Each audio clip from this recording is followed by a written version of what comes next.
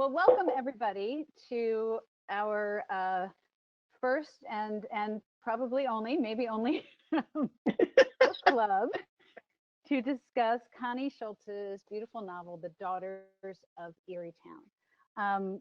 Before we start, I just wanted to do a couple housekeeping items, which are, we'll introduce Connie because we're so fortunate that Connie Schultz herself is here tonight to speak with us about her book, and just so grateful to her for taking the time to do that, and very grateful to her for writing this beautiful novel. And you know what, Connie and I will have a conversation, and then we will open it up to questions from all of you.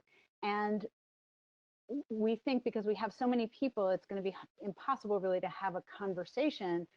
But if you have a question, if you can send it through the chat, my friend and colleague Shane Wolf is kind enough to host tonight and do all the tech aspects of this evening, which everybody who knows me or anyone who knows me knows that tech is not my thing. So I'm very grateful to Shane for taking over and doing this for us tonight.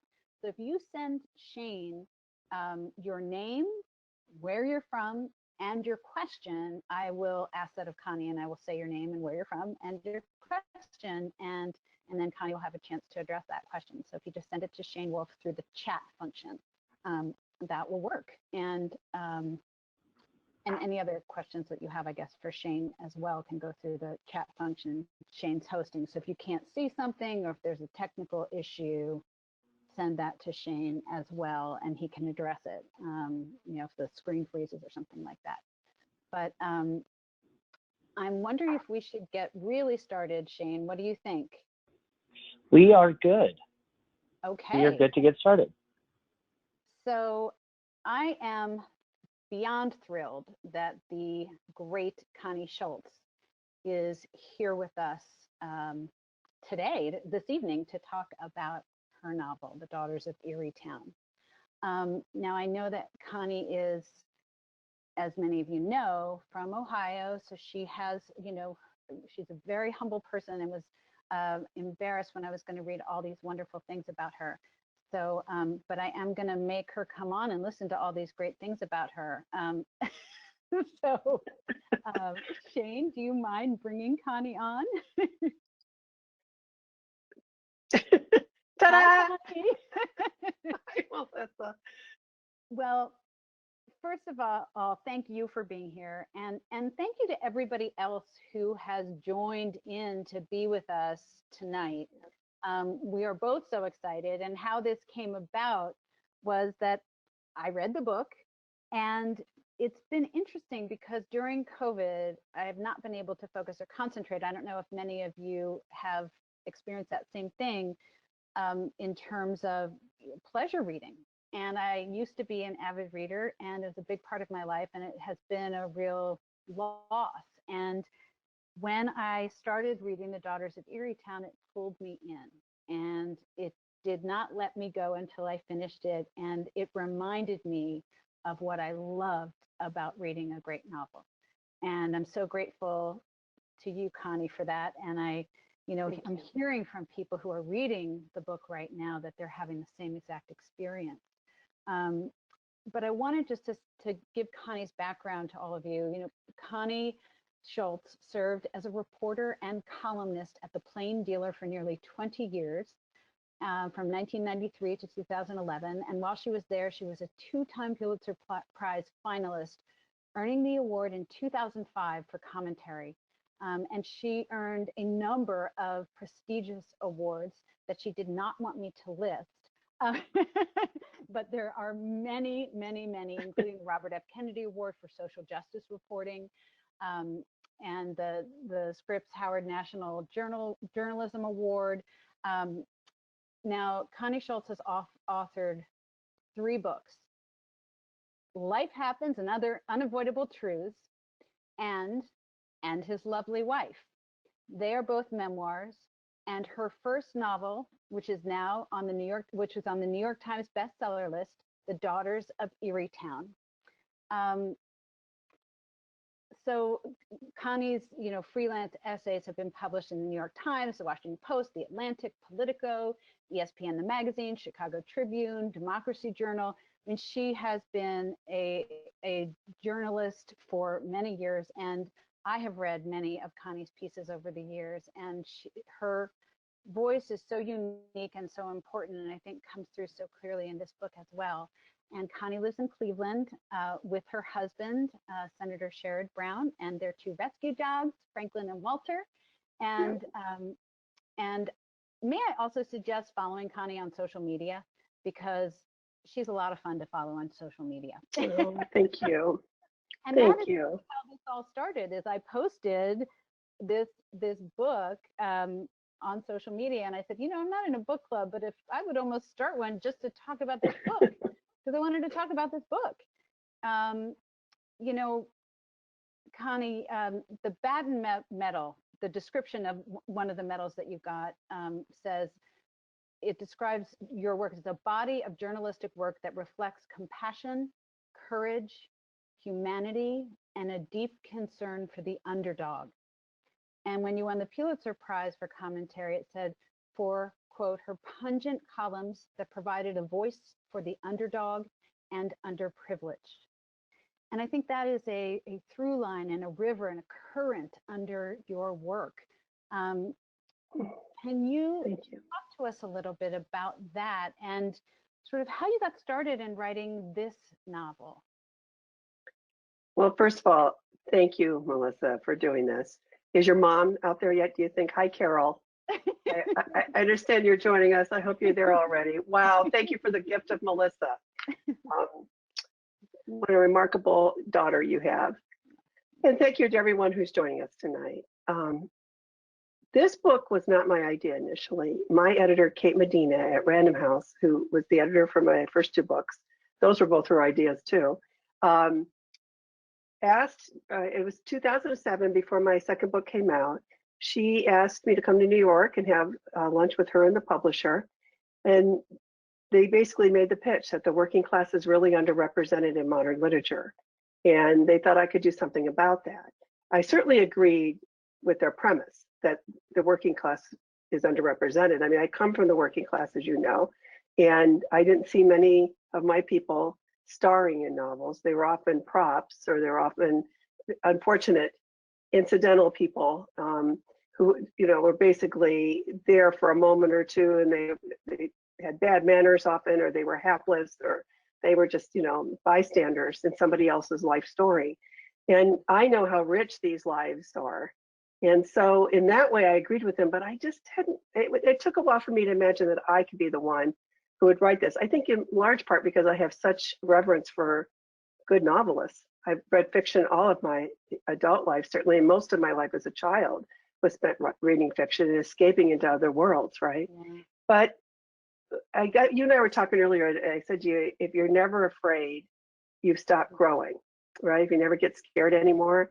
And I realized that my biggest fear was that how I would feel if I didn't finish this. Yeah. And so it was very scary to think about becoming a novelist, because this is not a career pivot, it's a career leap. And once I got very serious about it, it took me about 5 years, but it was a decade in the making.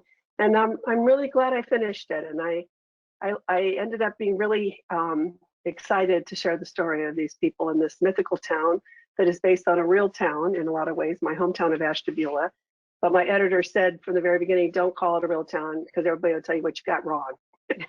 So it's got some of Ashtabula in it, and it's got a lot of what I imagined Erietown would be. And you also, there are two things. I want to talk to you about the characters of Ellie and Brick and who they're based on, and also some of the other characters who you based those characters on. But I also wanted to, say, you just said that it was a big leap to do a novel.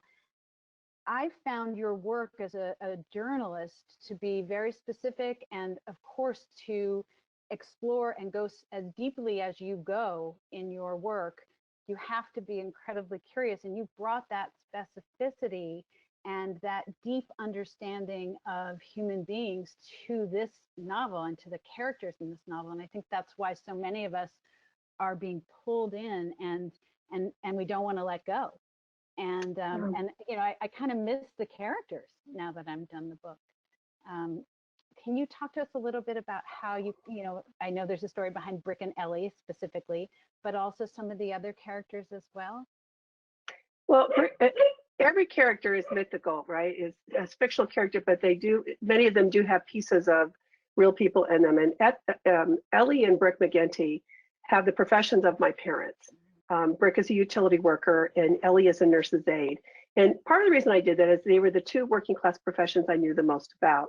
Sam, for a little while, works as a waitress in a locally owned restaurant, and that was certainly my experience. Sam and I are the same age. I don't have a lot in common with Sam, except that we both went to Kent State. I figured if I was going to have her to be the first in her family to go to college, I may as well Kent State because that was the one place I knew so well, and it's where I teach now. And there's a scene about more than 2/3 of the way into the book where Ellie sits down. Ellie's frustrated with Brick after all these years. She just feels like he doesn't understand why she loves her job as a nurse's aide and why she thinks it matters, because he's going to be able to take a buyout from the plant. And this is after decades together. This novel spans from the 1940s, as you know, to the 1990s. And he doesn't understand why she wouldn't be ready to retire as well. But she likes, first of all, making her own money, some of her own money. But she does something she's never done before. She walks by herself into a restaurant, and she had never done that. And she sits down and she makes a list for Brick of what she does, what her job entails. That list is a partial list of a list my mother actually made that we didn't discover until after she died. And it haunts me that my mom made that list. It was 4 pages long, I believe. There were enough copies for every member of the family, but she didn't give them to us. And I don't know why she wrote it.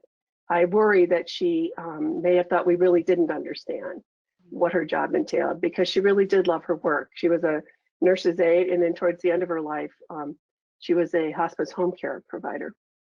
So those two characters definitely have some of the beginnings of my parents' lives in them. And I wanted to use that list because I wanted finally to give Mom her say, if only through Ellie. And then, you know, we have a couple aunts here, Aunt Lizzie and Aunt Nessa. Aunt Nessa really is based on 2 friends of mine, both of whom have many, many children in their lives. One is my sister, Tony. One is one of my best friends, Sue Klein. They've never, they're not married, but they have all these children they've cared about. And I was really thinking about them when I wrote about Aunt Nessa, because there have always been those women, especially in the generations before us, who had to make significant sacrifices to be able to stay employed because they wanted to have careers, because they wanted, you know, and women weren't allowed to do that back then, especially teachers. Once you were married, many of them had to go. So, and they certainly couldn't be pregnant while they were teachers. So over time, people creep in. I keep thinking about what May Sarton, a novelist and poet, once said in one of her journals, that only in fiction, perhaps, can we be totally honest. And if that's the case, then this is the truest story I've ever told. Oh, that's beautiful. Yeah, I particularly appreciated Aunt Nessa and Aunt Lizzie and the coach character being a woman who doesn't have her own children, but I have many children in my life who I adore. And I particularly appreciated seeing these very important adults that had significant roles in coach in the lives of other children. And I don't often see that represented that well, and that was really beautiful. And I've been hearing that a lot. I've been hearing from particularly a lot of women. Yeah, and I didn't even think about. I mean, to me, it just was a fact of my life. I know women who have never had children, but they've raised many children over the years because of their involvement. So I guess it had just seeped into my consciousness in that way, that there are many ways that women contribute, right, including into the lives of children. So it made sense to me that those women would exist in Erietown as well. Yeah. And I love that it spans the generations and really the choices, the lack of choices that people have, which you started talking about, and the trauma, the suffering that happens from generation to generation, and how the next generation is shaped but not defined by the choices of the previous. generation. If we choose that, yeah. right? If we choose that. I mean, one of the themes I hope that's coming through on this, because I feel it so strongly, is our roots are our beginnings, but they're not our excuses. Right. Racism, for example, comes into mind, and it certainly there's a tension between Sam and her dad over that, and that was definitely the case in my life as well. But it's interesting when you work on a novel, at least in my experience, I have found this. I understand some things about my father, for example, better. He was so angry when I liked Motown, and he did struggle with race. But in writing about Brick and Sam, I understood better that he also, what he resented is that he had lost me in that way. Because he used to, my dad was only 20 when I was born. So I would listen to his records. He would buy, Dick Clark and Neil Diamond and Petula Clark. And I would, not Dick Clark, the Dave Clark Five. Dick Clark, what is it called? Oh, I can't even remember anymore. But I would listen to all his records. So we would go together to Hill's department store and buy the 45s, play them on the little record player he had gotten me. Well, by the time I hit junior high, as we called it back then, half of my classes, all through elementary school in Little Ashtabula, were Black classmates. So I learned at a very young age, you can see yourself in someone who doesn't look like you. They can still be your dear friends. So it was mapped out that way. And I wanted to show that tension in Sam and Brick's relationship, because I think it's not uncommon, particularly among the working class. And I also wanted to illustrate how the working class is not just white people. This conversation, this national conversation we keep having about working class people, when so many are, I think the majority now, we could argue, certainly, are not white. Right. There was a scene that has stayed with me, and it struck me, and it was several scenes, but it was the when Mrs. Colbert and Rosie, when Rosie first arrives in Erietown, and she drives her, it shows how segregated the neighborhoods are. Yes. How, there was the one line that kind of broke my heart was when Mrs. Colbert says to Rosie, and I'm quoting, "I hope you'll remember that the first person you met in Erietown was a Black lady who wanted to make sure you were safe." And can you just talk a little bit about what preceded that too? Because the kindness is, this woman really took care of Rosie when she needed that in that moment, and took her through. She said, "I can't stay here in this neighborhood," and just all of that was so powerful to me. And I'd just love to hear from you about how that came about. Well, for a number of reasons. First of all, in Ashtabula, when I was growing up there, at that time, it was called the harbor, and Black residents knew not to cross down and go into the harbor. The other thing was, I knew so many of my Black friends' mothers. One of them, Mrs. Miller, made my cheerleading uniform for me in 6th grade. I would go to their churches. They would feed me after church, or they'd let me come in for dinner all the time. And often when my parents didn't even know what I was doing, this is the days when kids could just go, as long as you were home by dark, or by dinner time. And so I had so many rich experiences, particularly with the mothers, and I know how much that has informed my life, the trajectory of not just my career in writing about race all these decades, but in my life, and how I saw people who didn't have to look like me to be beloved to me. So I wanted to show that, in part because when you're young, children have to be taught to hate, right? Children have to be taught these things. And Sam, at a very young age, understood things that her father would never acknowledge about the world. He was just, he grew up in an all-white area. The only Black kids he knew were the boys he played in basketball when he was on the high school basketball team. And then the only time he's having an encounter after that is when they're starting to join the union where he's working. And the tensions in the 60s between the white workers and the Black workers. So, but Sam is immune to all of that because she's growing up in a different environment. And I once wrote about my dad's racism for the Atlantic, and I did it in part because I was tired of reading that if you grow up in the white working class, you're bound to become racist. And again, it's about your roots and what you accept and don't. And I feel this so strongly, and I wanted to show this with Sam. It's easy to hate the racist you don't know. It's very different when the racist is somebody who loves you and you've loved him. He's going to make sure you go to college, and yet you cannot meet on this because you won't give in. And then your father, it's a hard thing to be such a young child and know your dad has no idea what he's talking about. And I wanted to show that with Sam, about her father because she just couldn't understand how he could say she couldn't have Black friends over simply because of the color of their skin. I think, you know, art is the way that we share the experience of what it is to be human. And I think it is also the way that we exercise the muscle of empathy, and it builds bridges to understanding. And I think that your book has really done such a wonderful service to that.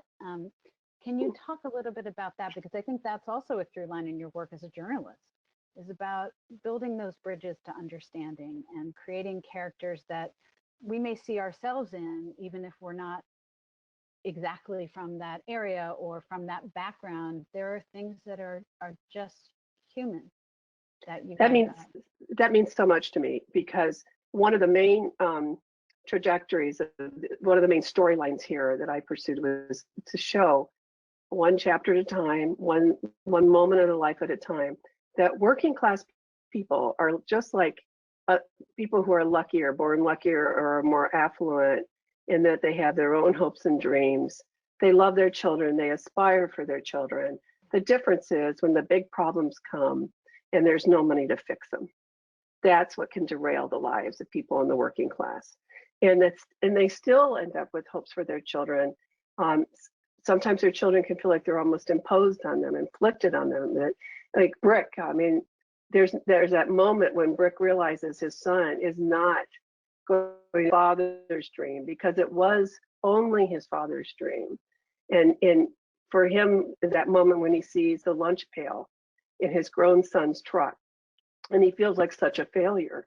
And that came directly from my own upbringing. My dad used to hold up his lunch pail and say, none of you are going to ever carry this. None of you are going to work in a job where you have to take a lunch pail.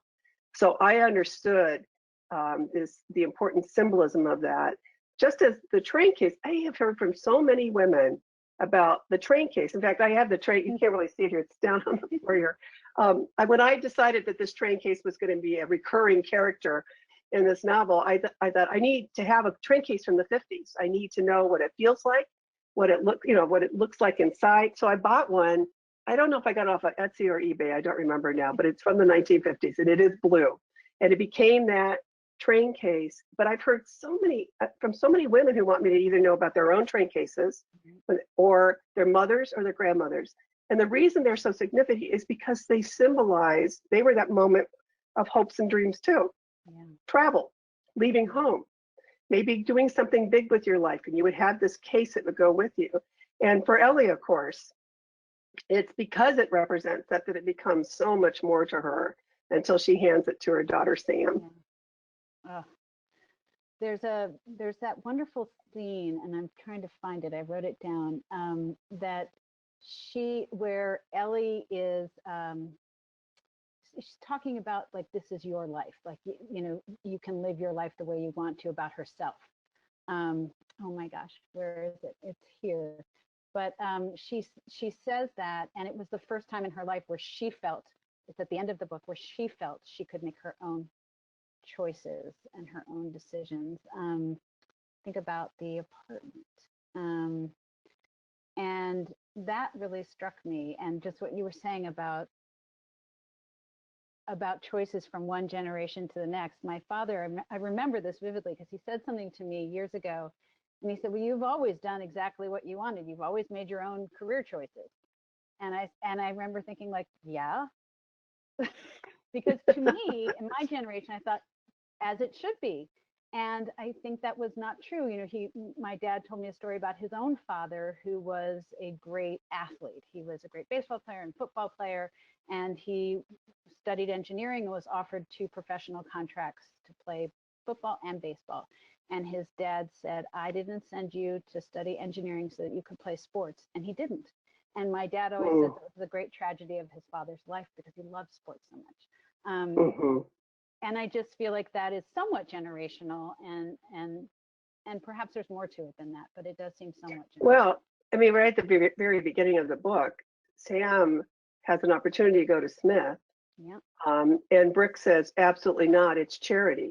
She said, it's a full ride, it's a scholarship. Yeah. And he says, nothing good comes for free, and you'll owe them for the rest of your life. And of course, this is all about Brick and his own insecurities.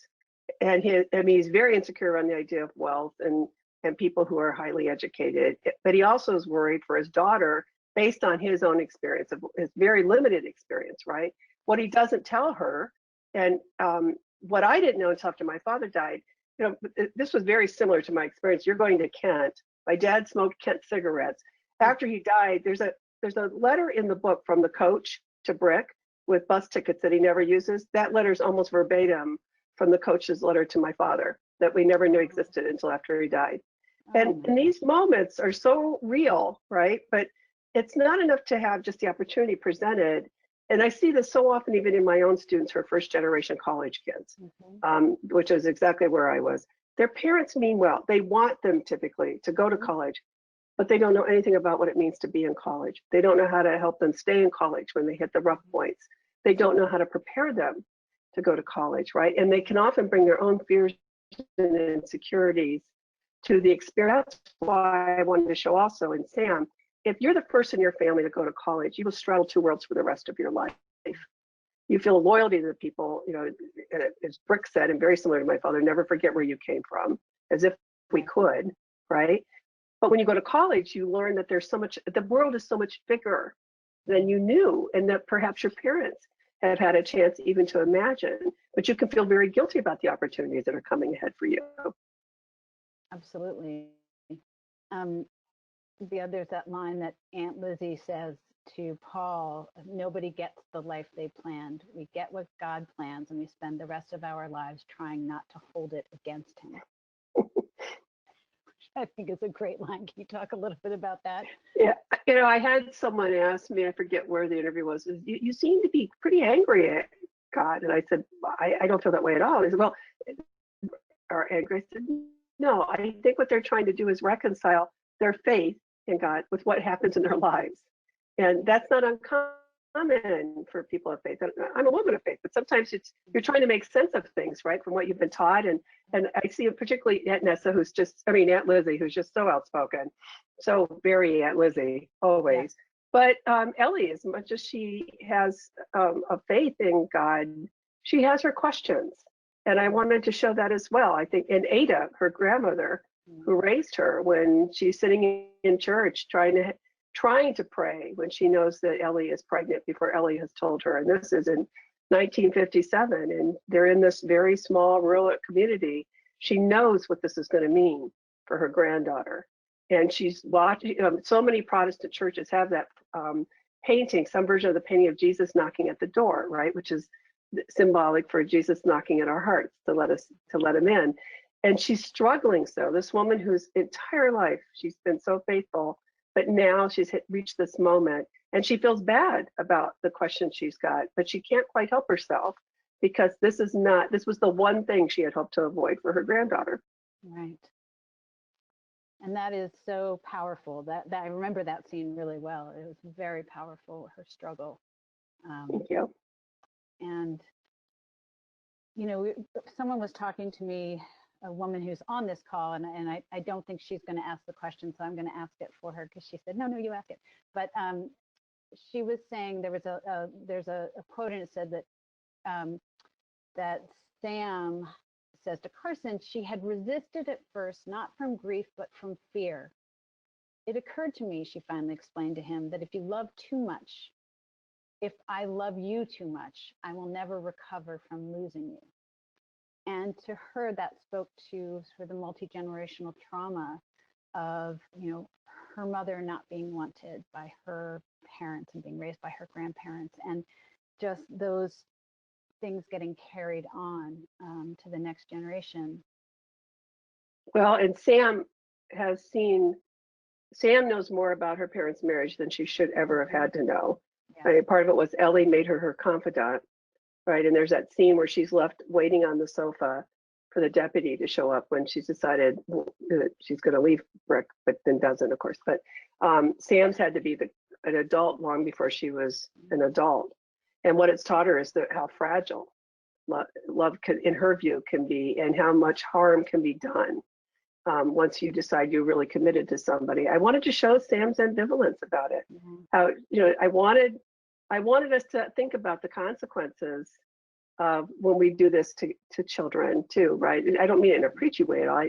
It's just that when you are your mother or your father's confidant, when you're very young, you're trying to grapple with adult problems at a very young age. And it can really affect your sense of trust as you move forward, or you can feel responsible for it. I mean, Sam's always trying to fix things, right? Sam's going to fix it. And Sam reaches a turning point, though, when she decides what she will and will not tell her brother, which I didn't figure that out at first. At first, I had her telling him the whole thing, and I got rid of the whole scene.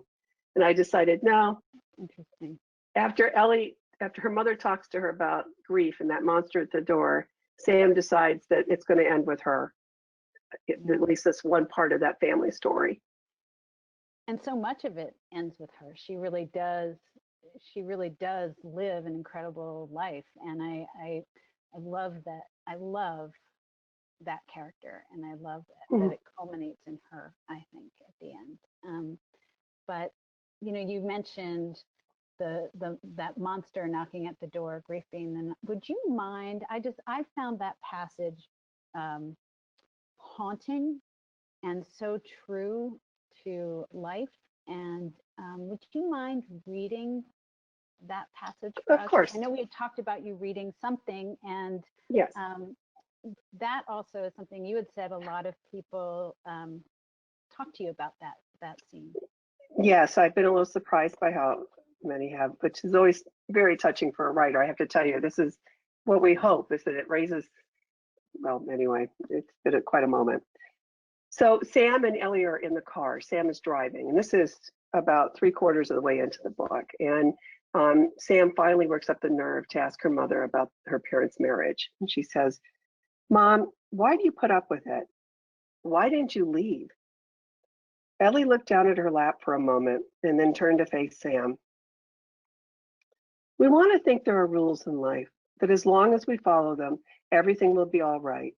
And then God blows up your plans, blows them to smithereens, and you're left picking up the pieces and putting your life back together as best you can, because it's not about you. It's about your children and the life you built, and not giving everyone a reason to see you as damaged goods for the rest of your life." "I'm sorry, Mom. I shouldn't have brought it up." No, I'm glad you did," Ellie said. "This has been hanging over us for years." She turned to face the front and took a deep breath. "I need to say something else, Sam. It might help you, I think." Sam looked at her. "Well, what is it?" "It's what I've learned about grief," Ellie said. "Not just grief after a death, but the grief you can feel after something rocks your world. Grief is that monster that bangs at your door until you let it in and sit with it for a while. When you get bored with each other, the monster leaves." Sam relaxed her foot on the pedal and the car started to slow. "I never thought of it that way. How long does it stay, the monster?" "That's not the question, honey. It's how long does it take you to answer the door and let it in? That's where the pain is. You have to open the door. You can always tell the people who won't. Shows up in their faces over time. The longer they wait, the longer the monster stands in their way, blocking all the good trying to find them." "How'd you get to be so smart, Mom?" Ellie shrugged. "I've opened my share of doors, I guess." Oh, that is so beautiful. And Thank you. I think that is also a moment where Ellie's deep wisdom about life, her daughter recognizes that too.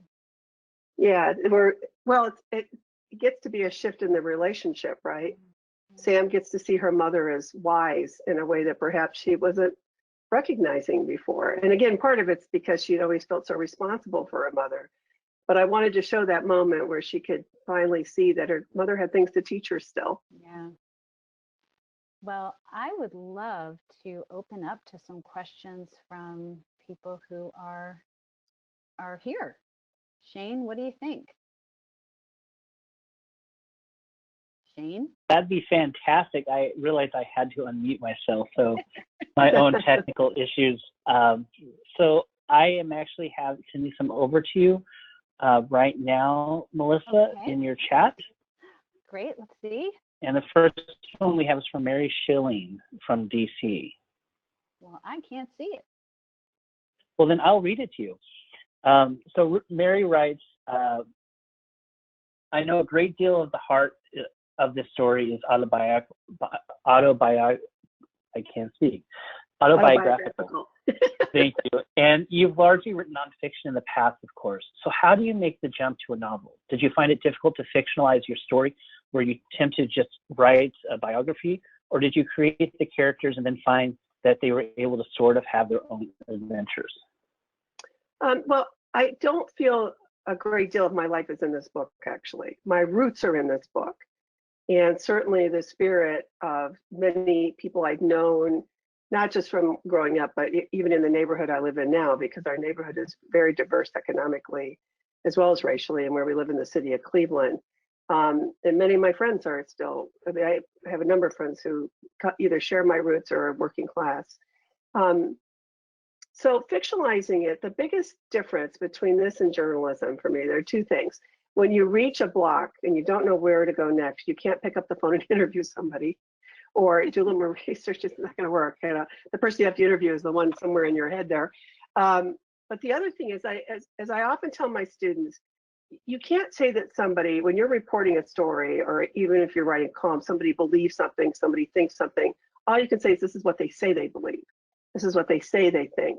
When you're writing fiction, I know exactly what they're thinking. I know their motives. I know sometimes I want to show the reader, I want the reader to feel like he or she knows more than the character's willing to admit about him or herself. That's where you can, I think of my agent calling when she was reading the first draft of my book, Gail Ross, and she said at one point, I am so mad at Rick right now. She says, I like him. I keep thinking he's going to turn it around and then he screws it up again. And it was so perfect for me because she was talking about him as if he were a real person. Yeah. They're so different from anybody I know. But it did help also as a journalist that I had done a lot of narrative serial work, which is using the fiction writer's tools to tell a nonfiction story. That had given me some experience with foreshadowing and reconstruction. I'd had to spend a lot more time on thinking about dialogue. I'm also a student of film. I love film and I love good television. And so I tend to think in scenes. And I tell my students often to think in scenes. When you're right, when you're doing a bigger project like this, the camera moves in, and when should the camera move back to show more? And you think of it that way a little bit. And I've had a number of people thank me for having short chapters, essentially. Well, that's kind of how I see it. I see it in scenes, and I want to make it easy breaks for people because that's how I like to read. I like it that way. So it's a natural break for you, and you can go do what you need to do for a while and then come back to it if you want.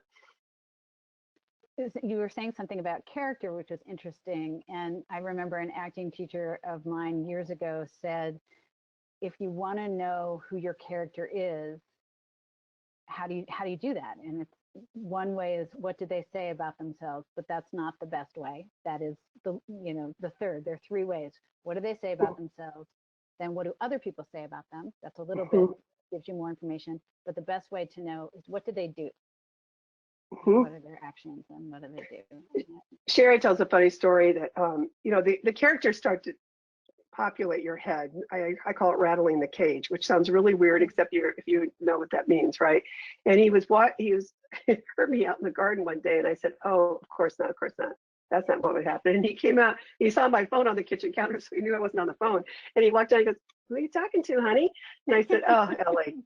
I just realized Ellie would never have done what I have her doing in a certain scene. That is just either I got to set it up better to give a reason for her to respond the way she did, or I got to change that because that's so out of character for Ellie and nobody's going to believe it. And being Sharon, he just said, okay. And he walks back in and I know he's thinking, wow, this is getting really weird now. Well, they are alive. I mean, they were very alive for, I think, many people when we were reading the book. But so we have another question from someone I know, Heather Kelly from Alexandria, Virginia. And she says, my question for Connie is, I went to Smith College, so I was intrigued with Smith showing up early in the book, but so sad that it was one of the choices taken away from Ellie. I wonder if Connie has a particular reason for including Smith. Well, there was a similar conversation in our home about it. I did not have the full, I didn't go that far to have the full scholarship, but I was very aware of how my father felt about charity, which is how he saw all scholarship. Even after I was at Kent State and I got a couple scholarships because of grades and stuff, he was always distrustful of it. And I picked Smith in part because it has always been the school I've wondered who would I have been had I gone. So part of it's just personal. When I have friends from Smith, I have a number of friends I've always admired. But I'm a working class kid and I went to a state school and obviously my loyalties are there, which is why Kent State ends up playing such a role there. But I hope that answers your question, Heather. Nothing against Smith, that's for sure. And we have, I hope I'm pronouncing this correctly, Dina Jo Paviovic. She said, first, thank you, Connie and Melissa. I'm a fan of you both. Thank you very much. And she said, I ditto Melissa's suggestion of following Connie on social media. My question is, now that your first novel is here and people are loving it, do you have an itch to write another novel, or do current events dampen the creative juices? Dana Jo, originally from Cleveland, living in Chicago now, and spent many summers at Straw Hat Theater and Rabbit Run Theater in those eastern rural suburbs. Oh, wow. No, it's not. I am working on my next novel. It's not a sequel, but I think it's going to be in Erietown because Erietown there's plenty to go on in Erietown. And I think it's going to be focusing on a relationship between a grandmother and her granddaughter who's in her 20s who's had some stuff going on. And the grandmother has a bookstore in Erietown because I love independent booksellers and I'm fascinated by bookstores. And I know a lot of people from the working class who love to read. And so few of their towns have that. What has gotten in the way is not current events. I mean, obviously I'm paying attention to all the time. I still write a syndicated column once a week. It's the coronavirus, right? The anxiety around this and worrying about people I love, losing people I love. That has interfered more with the creative process, but I've gotten back to the discipline of it. I have this, I finally remembered to actually put a candle in it when I'm showing it. This is a tea light, right? And I discipline myself that I light it and then I make myself keep writing until the light extinguishes, which is between 3 and 4 hours. Now that you should get up and down. You should never sit in a chair for that much period of time. But I do know this much about writing. Writing begets writing. And there is no substitute for getting in a chair and working again. And I'm happy to discover that doing that is returning me to myself in some small way because everything is so different right now. But knowing that I can write reminds me of who I am in a crucial way. And I do recommend also, I'm going to have my students do this semester. I finished Eric Larson's book, Splendid in the Dam, or Splendid in the what was it called? About World War II and Churchill. And one of the things, Vile, V-I-L-E, I had forgotten is it started 2 years before the Blitz, that the government was encouraging British citizens to keep diaries, daily diaries, so that the sociologists could understand more about daily life in England. Well, of course, these journals became much more valuable after the Blitz and during the Blitz and during the war.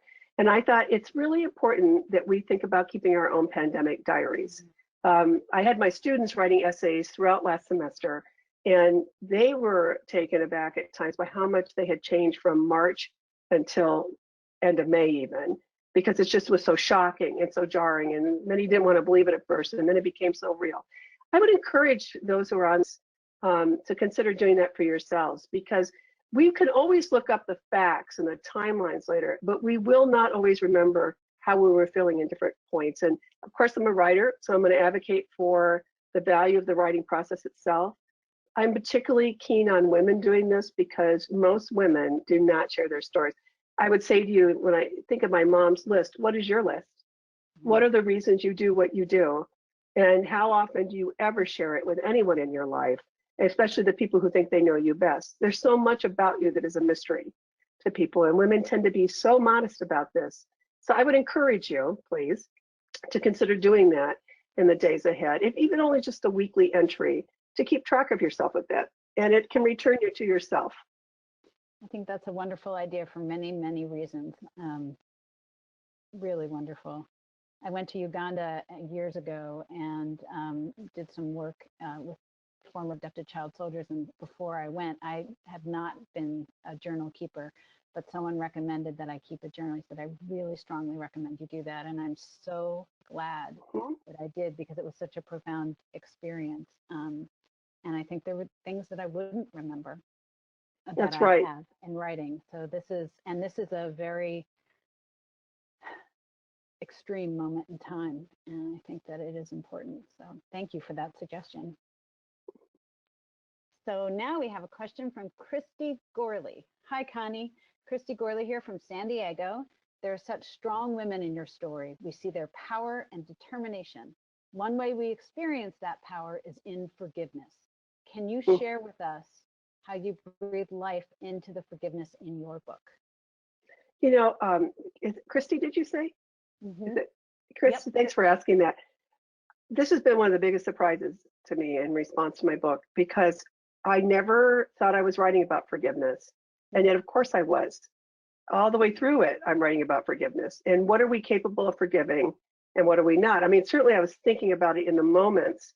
There are so many opportunities for people to do the right thing or not, or to be able to open their hearts wide no matter what. And certainly Ellie and Brick are huge examples of this. But little things like Henry and Sam, and she just can't forgive a moment. And it's her father who reminds her, well, if you really loved him, you'd be fighting for him. He's not the one for you anyway. I guess forgiveness is a big issue, not for me personally, but in my reporting over the years. What can people forgive? One of my biggest works that I did as a journalist was a series called The Burden of Innocence.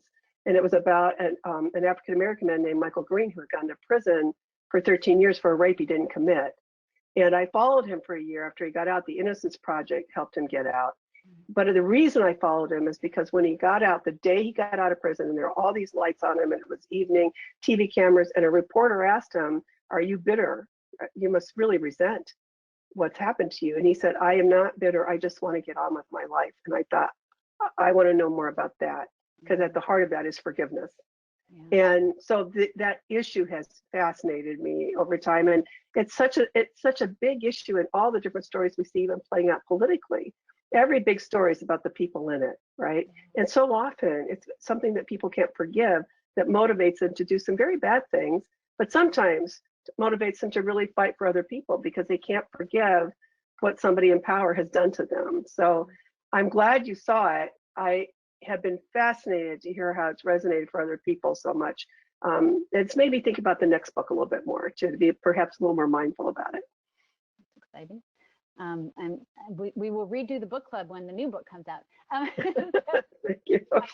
Question from, I don't know who it's from, but from Ingrid Koopman in Sherman Oaks, California.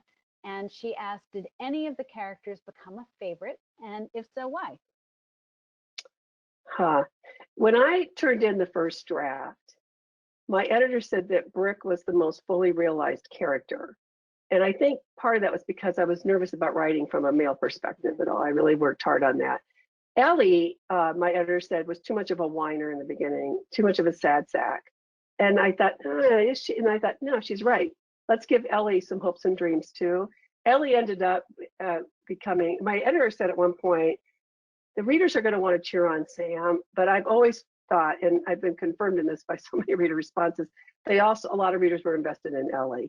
And in some ways, I think Ellie experiences the most growth in the story. But I also have a real soft spot for Aunt Lizzie.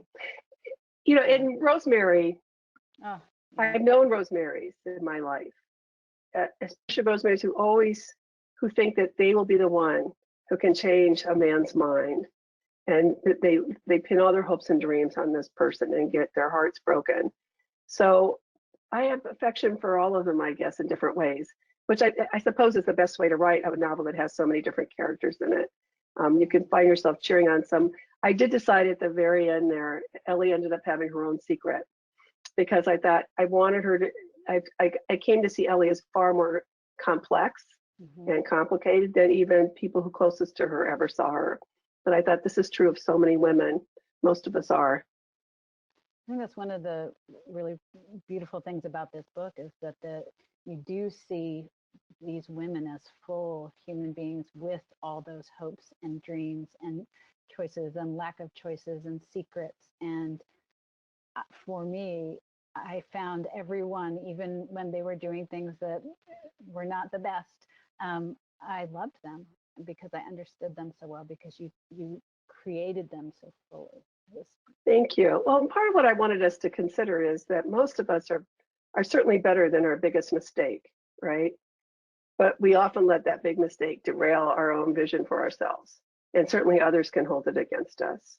And we are complicated, but women to me are exceedingly brave in small ways all the time. I mean, this book in part is about how the feminist movement really wasn't paying any attention to these women, but they were experiencing it too. And particularly through the birth of their daughters, right? When their daughters started growing, and some of them really struggled, but I have my original copy of our bodies ourselves. And I thought, damn, that's going in there. Yes. Well, I always like to say that nobody is all one thing. And I Right. think nobody is That's all good, exactly nobody's right. all bad. And it is a good reminder for me anyway. Um, so Caitlin Carver from Scotland, to Goodness. read this, thank you for joining us. It must be really late there, so thank you, or really early. To read this as the daughter of working class Ohioans currently a bit pandemically stranded very far from those roots, reading this has been such a balm for that distance because it is such a true reflection of the place and people I hold dear but can't reach just now. So for that, I want to thank you very much. It may be that stark contrast and longing that left me thinking this story was particularly Ohioan. Um, there were definitely universalities to the working class across the US where I lived and have known, and even where I've lived elsewhere, but it does often feel distinct to Ohio in some ways. Were you more aware of it being a regional story, a story of the working class, especially women, or did telling the truly human story, which is most beautifully, take greatest precedent? I think Caitlin, thank you so much for that. Also, you have the same name as my daughter. I love the name Caitlin so much. I said it in Ohio because it's the area I know best. But one of the reasons I felt comfortable doing that is because Ohio is like so many other parts of the country, certainly the middle of the country. And what I have appreciated is how somebody would tell me, this was my town, this was my, name it in Kentucky. This was my town in Georgia. This is the town I remember. It's wonderful for people to be able to see themselves in it, but it is on Lake Erie, and it is a Great Lakes region. And that was important to me because we don't have, Ohio doesn't show up a lot in fiction. And Ohio is a big state. I mean, I live in the most liberal blue part of Northeast Ohio, but you don't have to go much past Columbus, Ohio to be starting to hear Southern accents in Appalachia and Hamilton County, as those of you who know the state well. That's why it's a bellwether state, so because it's so complex. So I knew that I was writing, mostly what I thought I was doing was I wasn't writing about New York or LA. I wasn't writing about either coast. And it's very important to me. My New York friends know I tease them a lot. Some of them will slip and say, what time is it right now in Cleveland? And I always say, same time it is right there where you are in New York. We're in the Eastern time zone here. And so there's a lot people don't know about this area. And mostly what I'm trying to show them is we're a lot more like you than you ever thought. And we have another question from Anastasia from Chicago. Here's my question. I graduated with a fiction writing degree a few years back, and I'm writing a novel that also spans over quite a length of time. I occasionally find myself putting too many of my own thoughts in omniscient narrator. I wonder how you stay focused on the characters and their dialogue and letting the story speak for itself. Also would like to say hello to Melissa. Oh, I met you at the Wesleyan weekend in Bethesda, and you were, well, thank you very much. It's nice to see you too. Well, not see you, but get this from you. But do you have the question, or do you want me to go back to? No, Anastasia, I'm going to show you something that helps with this. This is a Moleskine notebook, but it's a Japanese accordion style. Do you see it? And one of the reasons I like this, as opposed to traditional pages, is I could map out graphically for myself what was happening in various chapters. And that helped me stay, first of all, staying with the chronology is helpful. But I'm not sure not sure if I know what you mean by letting your own thoughts, because I suspect your thoughts are full of, there's a lot of creativity in you and there's a lot of fruit there. The challenge is to not have all the characters sound the same, right? And I'm wondering if that's what you're getting at a little bit. Maybe one character can be most closely resembling you in that way, maybe having some of your experiences or having your thoughts, so you can get focused on that particular character. It could even be somebody who's not going to be a particularly popular character. You don't have to make it it's not, we're not talking an adventure in self-love here necessarily, but it might help you get focused on that, so that you can figure out who are these other people in the novel and how would they react to this person. I would think that might be productive for you. It's a great question. Well, we have another question from Jessica Gardner from Lake Bluff, Illinois, who is asking on behalf of her friend Stacy. There's a gentle shift where Sam becomes Ellie's teacher of sorts, giving her books to read, discussing feminism with her, leading her in her own development. Can you speak to your own experience with that kind of shift as both a daughter and a mother? Well, I gave my mother the women's room when I was in college. I think a lot of what's happening with Sam is she's going to college. She's starting to experience her own freedom and her own strength.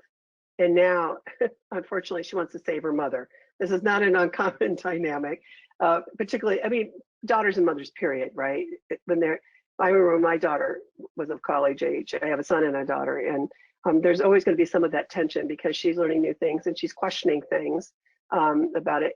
As a mother, it's such a shift. I was just telling my daughter the other day, she had something happen with her little girl, and her little girl was fine. And I said, if you're under the impression that this ever changes, she said, I love her so much, and I just worry about her so much. Well, welcome to the rest of your life, because that's what it means to be a mother. And it's one of the things I want to explore, I think, a little bit more in the next novel. It can also mean that as a grandmother. Sharon likes to quote Margaret Mead, who says, wisdom skips the generation, goes from grandparent to grandchild, because there's only so much you're willing to learn from your parent. And so I'd like to explore that relationship a bit more, because I can certainly see that. Part of it is you just have more patience and you don't feel responsible for teaching all the little things, and you're not as caught up in the daily mess of life, as Lillian Hellman once called it. So you can be a little more present with grandchildren. But I think that it's such an important question you're asking. These dynamics are so common. You don't have to have come from the working class to have tension with your mother after you go to college. I see it in my students a lot with their parents at times. You know, it's just you're experiencing the world in a different way. It would be true even if you're just moving, leaving your hometown, leaving your parents and going somewhere else. I mean, again, if you're never scared, you're never growing, right? And the big things we do that can make us scared at first can be very disorienting to people who counted on us remaining the same. People can love us but not want us to change. But if we're going to grow, we will indeed change as well. That is so interesting. So we have another, she said, not so much a question, just love your comments. Beth Troutman. Hi, Beth, in Charlotte, North Carolina. I know Beth, we worked together on the West Wing. And she is a fantastic woman who ran for Congress a while back in North Carolina. So talk about the feminist themes throughout the novel. You touch on everything from birth control access to women finding strength in other women, to the happiest women in the novel choosing a life that doesn't include marriage and children, to Mary being such a powerful figure in the Bible, to Sam introducing her mother to feminist authors.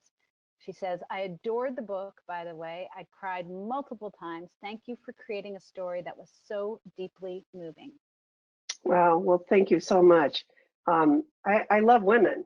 I would not be who I am without the women in my life. I have women who've been my friends for decades. And I wanted to show what we don't even necessarily acknowledge, because we just take for granted that we have one another. And I wanted to show that it's all. I mean, my mom had the Canasta Club.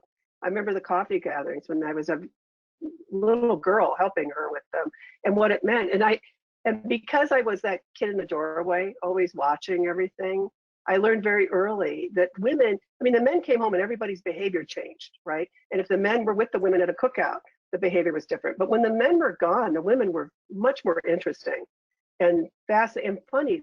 They would laugh a lot, but they would also be there. They were the first call when things were going wrong. And I also just remember so many images of women physically holding one another close. Standing together with, like I have Ellie with her friend Marty when the news comes on the television of John Kennedy being killed. And part of that is just simply my memory of women being so comfortable standing arm in arm, holding hands when something mattered, right?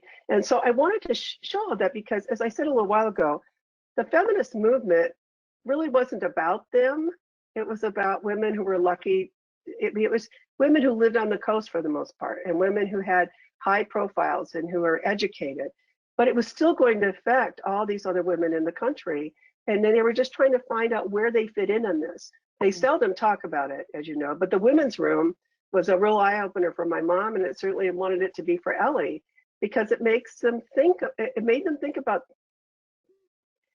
their lack of choices at times, or the choices they could have made differently, or how they were at least entitled to express their opinions and to have a say in their lives, right? And we were witnessing this in families in the 60s and the 70s and the 80s. And I wanted to show how that it was affecting relationships, it was affecting marriages, it was affecting relationships with their children. There's that scene where, oh, Sam is such a smart aleck sometimes, and she's so aware, she just thinks she knows so much more about the world than her mother as they're standing there making sandwiches for Brick's lunch pail. And Ellie's very aware that her daughter doesn't really respect her choices. She sees her as weak. And that is a conversation that was playing out in homes all across the country in the 60s and 70s between mothers and daughters. There's a quote from page 166. It says, "That's why we need our women friends. We're with each other from the beginning to the end and everything in between. We understand each other. It's instinctual." I think that is so true. And it's really what you've talked about. And I think that is an area where, you know, I have so many wonderful close women friends that lift me up when I need to be lifted up. And I know so many of us do. And I think tonight is just an example of it. I just wanted to share this book with my friends. And, you know, I see my mom has friends from, you know, their 20s up to their 80s. And she has just many women friends. And I look at most of men of that generation do not have as strong a circle of friends. And I think that that's right. And that makes me sad. You know, my father has two of his closest friends in the world passed, and it just is so, he can tell you to the day when they died, how many days they've been gone. But my mom has a different, you know, I just think it's very different. Sherrod jokes that he inherited, lucky him, so many of these women friends when we married, because I had been a single mom for a lot of years, and he had been a single father. But I remember he said I think on our first date, he said, I've been reading your column. I don't have the kind of friendships you have. He says, he just wears my thing. Well, why is that? Why do you think that is? He said, I felt so uncomfortable being asked to answer that. But you know, even my author photo that's in that book, I just want to point this out, talking about friendships. The author photo of me on the book flap was taken by the daughter. I've known this woman since she was like 5 years old. And her mother, Karen Sancham, is one of my dear friends and was the book editor at the Plain Dealer for years. Well, Lila, I still have a hand-painted vase she made me when she was 6. But she's a photographer now. And so when it was time to have an author photo, when Random House was, where is it, where is it, where is it? I insisted on hiring her and paying her. That was, you know, we have to carry as we climb, right? This has got to be what we do all the time. And one of the things I keep trying to teach, remind younger women is if you have a skill, you should be paid for it. You should be valued for your work, right? But I'm so happy that her name is the photographer's name on everything. It's just made me very happy to do that. It's just another extension of the friendships that have mattered so much to me. So it is 9:15. I think, do you think we have time for maybe 2 more questions? Is that okay? I'm fine with that. Yeah, okay, great. Yeah. We've taken up so much of your time, but hi, Connie. I love this. And I'm probably mispronouncing this name, so I apologize. But it says, "Hi, Connie. Hadar from South Florida would love your recommendations on what to read while we're waiting for her next novel and/or some of your favorite authors. Also, just want to say how much I appreciate your presence on social media. Your perspective and grace often brighten my day, particularly in the midst of all we're dealing with. Well, that means a great deal. Thank you. I'm so reluctant these days to recommend writers because so many of them are my friends, and I have really upset them on occasion if I don't mention one of their books.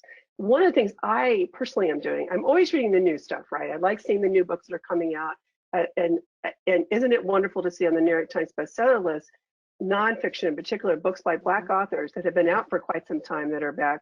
I have been going back to some of my old favorites and rereading them, like Wallace Stegner's Crossing to Safety, and in some of the British fiction I've loved, like Alison Lurie's stuff. I've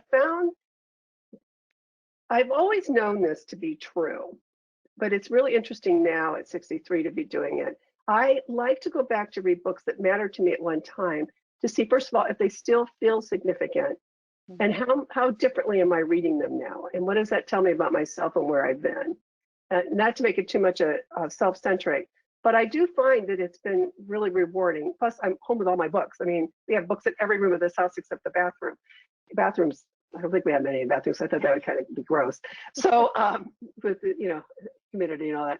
But I have all these books here, and I'm trying to balance it out between the new books and the older fiction. And again, I hope you understand when I say this. I've had 2 different times now where friends who are writers were really hurt, and I'm really trying not to do that right now. Right. Well, that is very wise. So we have time for one more question from Annette in Ottawa, Canada. And hi, Annette, I know you. Wow. And love you. Does Connie have any heroes or people who inspire her, current or past? When I was in college, I became obsessed with Eleanor Roosevelt. And I read, little did I know I'd end up being married to a senator and also being a columnist. But I read everything I could get my hands on by her and about her. And that really informed my work a great deal at the time.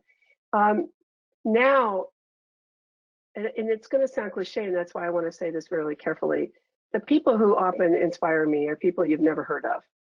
And they're often the people I've interviewed or I've gotten to know. I meant it when I said earlier, there are so many women in my mind who are heroic on a regular basis who would never lay claim to the title, which is part of the reason they are heroic, because they're doing these things in their lives with so few resources. They have so much they want to give their families, or they just look at all the women, for example, that we're meeting who have said they never were politically active until now. Look at the moms in Portland, for example, it's just a recent example. But you certainly don't have to be a mother to be heroic in this world. And so I think part of the reason with COVID, you see them, they're such That's heroes. exactly right. I mean, I've said this often in recent weeks. If my parents were alive right now and of working age, they would both be essential workers, as are Brick and Ellie, right? And I think about that so much right now. And I think part of it is my definition of hero has changed. For me, when I first discovered Eleanor Roosevelt, she was so different from the political spouse role, right? I was in my 20s. I had no idea what was coming in my life. And now I've been married to a member of Congress for almost 17 years. And I mean, the second book was called And His Lovely Wife, because I could not believe how many times this is post-Pulitzer being introduced as And His Lovely Wife. And I came up with the title when around the 50th time, somebody introduced Sharon and they said, and he's with his lovely wife, Candy. And I thought, nobody even cares what my name is anyway. And I'm just waving, hi, everybody, it's Candy here. This is insane. This is such a stereotype. So that's my answer on that. I don't know how to explain it. That I think I'm defining heroism differently now, especially in this time of the coronavirus. And quite frankly, look at it. Tonight, all of you could be anywhere, and here you are. And I'm sorry I can't see all your faces, but this tells me something about you. It doesn't tell me you couldn't wait to hear what I had to say. First of all, many of you already know Melissa and have such high regard for Melissa. I certainly understand that piece of it. But you also just decided that we were going to gather and have this conversation tonight because it matters to you that we connect. There's something, in my view, heroic about that when there's so much else going on in your lives. And I don't mean that at all. There's nothing cliche about that for me. I have just been so struck by what a time for a book to come out, right? It came out in June, and I have met so many more people than I ever would have met if I'd done the regular book tour. But it's got to be really intentional on your part that we do something like this. And I'm really grateful to all of you because at your heart, at your core, you're all searchers in different ways. And you're the people I'm grateful are out there right now. Sweet, Connie. Well, I want to be very clear. This book club really happened when you responded on Twitter and said you would come join. So people are here for you. Well, how can I say no after you said, I said to Sherry, you're not going to believe what Melissa just tweeted. And he said, what are you going to do? And I said, I'm going to say I'm going to do it. I'm so grateful. We're all so grateful. And I know that because I have so many people who are really excited to hear from you and hear from you about this beautiful book. And, you were just talking about the connection that we're all having. And I think, I want to bring up one other book, which is called Together by Dr. Vivek Murthy, that came out prior to your book coming out, but it is about connection and how we really need each other. And I think what a wonderful idea for a book. Yeah, but it's nonfiction, and this in a very illustrative way shows us and allows us to feel that connection between the characters, among the characters in the book. And I know my desire was to connect with my friends and people I care about to share this with them. And I'm just so grateful to you for really being the catalyst for making this happen in this way tonight, and for giving us so much of your time and so much of your heart. And thank you for the gift of this beautiful, beautiful book. Thank you, Melissa. You're gonna make me cry, so stop. But thank you so much. I really appreciate it. Be safe, everyone. And yes, thank you everybody for joining us. And thank you. And yes, as Connie said, be safe. Bye-bye.